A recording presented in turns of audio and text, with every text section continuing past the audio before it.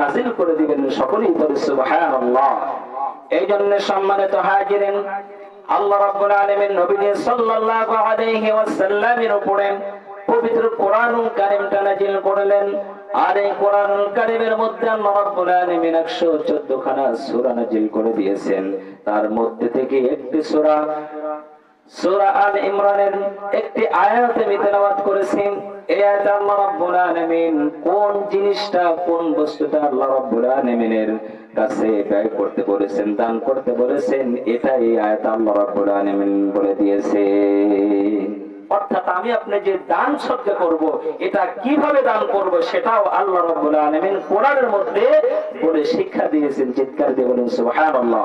অর্থাৎ মানব জাতির যা যা প্রয়োজন সকল কিছুই পবিত্র কোরআনুল কারীমের মধ্যে আল্লাহ রাব্বুল আলামিন লিপিবদ্ধ করেছেন। কথা বলেন ঠিক কিনা? সম্মানিত হাজিরিন, আল্লাহ রাব্বুল আলামিন বলেন, লাউ তানালুল বিররা হাত্তা তুনফিকু মিম্মা তুহিব্বুন।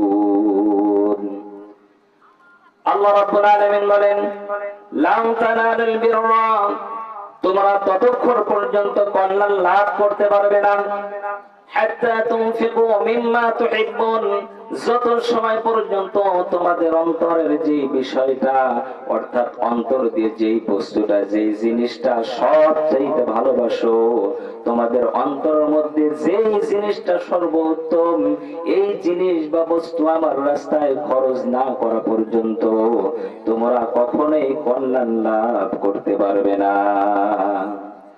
আর এই কল্যাণ শব্দের অর্থ, বীর শব্দের অর্থ উলামায়ে কিরামগণ বুঝিয়েছেন।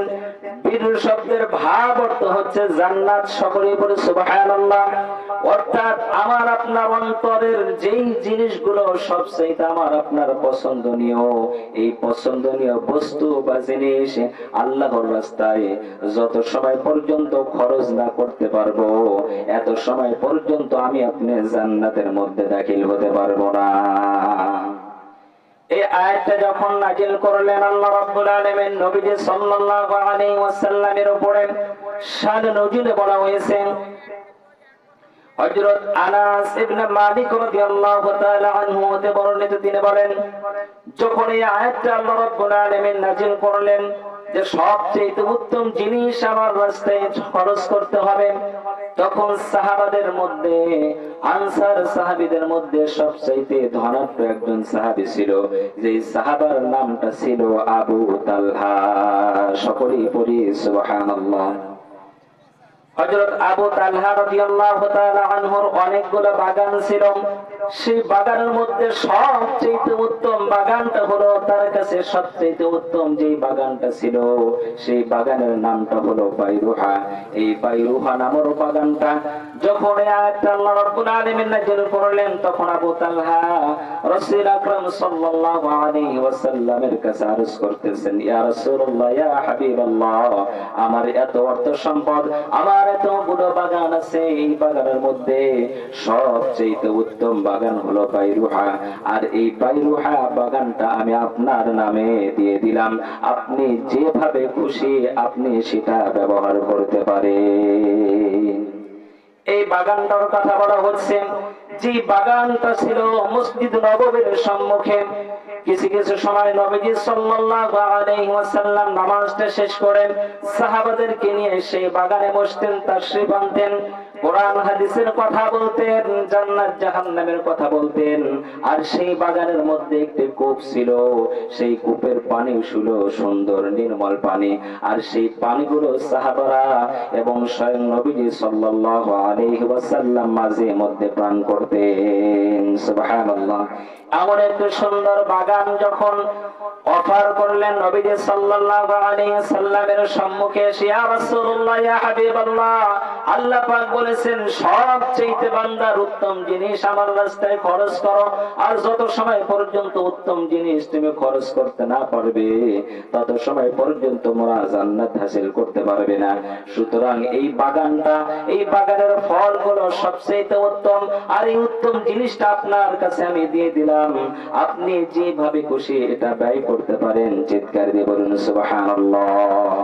নবীজি সাল্লাল্লাহু আলাইহি ওয়াসাল্লামকে যখন আবু তালহা রাদিয়াল্লাহু তাআলা আনহু বাগানটা নবীজি সাল্লাল্লাহু আলাইহি ওয়াসাল্লামের অধিকারে দিয়ে দিলেন, নবীজি সাল্লাল্লাহু আলাইহি ওয়াসাল্লাম বললেন, বাহ বাহ, কত সুন্দর একটা কথা, তুমি যে এই কথা বললে এইটার আমি শুনলাম, অর্থাৎ আমি সাক্ষী রূপে প্রেরিত হলাম। চিৎকার দিয়ে বলুন সুবহানাল্লাহ। অর্থাৎ আমি সাক্ষী থাকলাম। নবীজি সাল্লাল্লাহু আলাইহি ওয়াসাল্লাম যখন এটা বললেন, বলার পরে হযরত আবু তালহা রাদিয়াল্লাহু তাআলা আনহুকে বললেন, হে আবু তালহা, তুমি কি করো, এই বাগানটা তোমার আত্মীয় স্বজনের মধ্যে তুমি বন্টন করে দাও।